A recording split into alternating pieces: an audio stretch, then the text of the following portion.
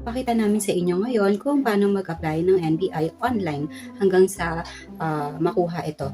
Kasi hindi rin kailangan mo rin pumunta sa NBI branch para kunin yung mismong clearance or certificate. So, etong registration na to or application para kay Lins kasi kung natatandaan nyo,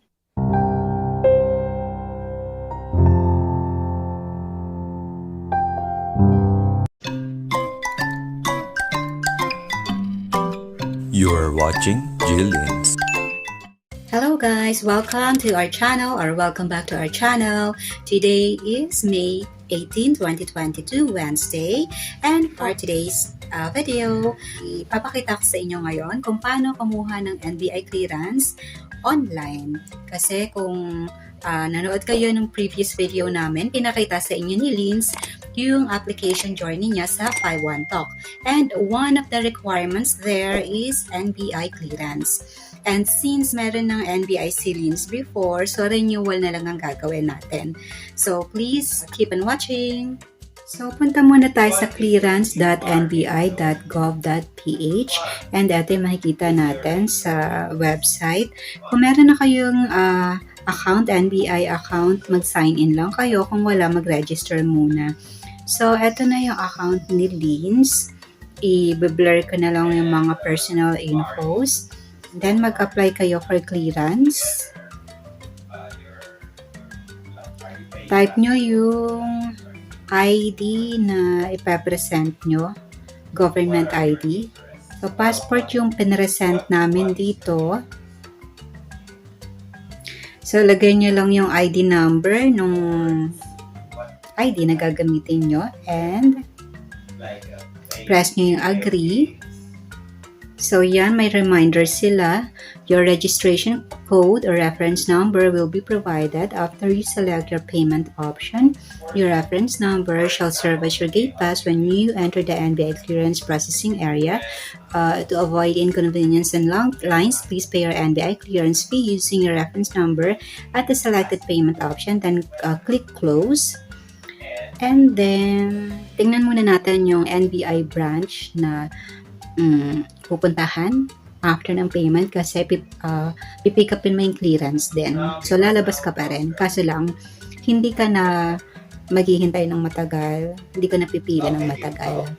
So, tinitingnan muna namin kung ano-ano yung mga NBI branch. And then, sinelect na namin yung Robinson's Novaliches. So, sa March, wala nang available na schedule.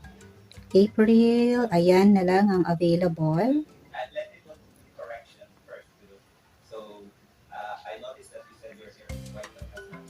Bale, 2 categories siya, PM and AM, morning and afternoon appointment.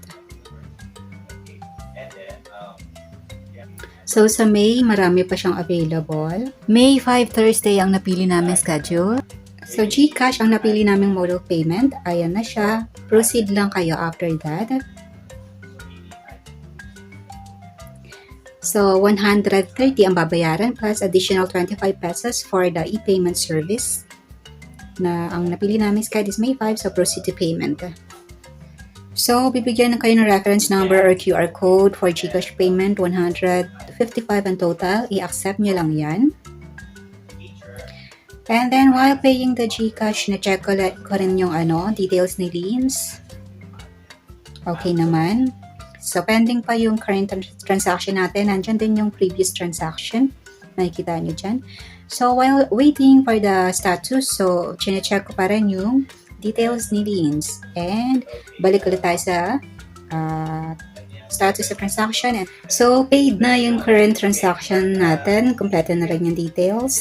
Ito naman yung details ng 2016 clearance ni Lins. So, take note of the reference number of the current transaction because you will be presenting it to the NBI branch upon pick up of your clearance.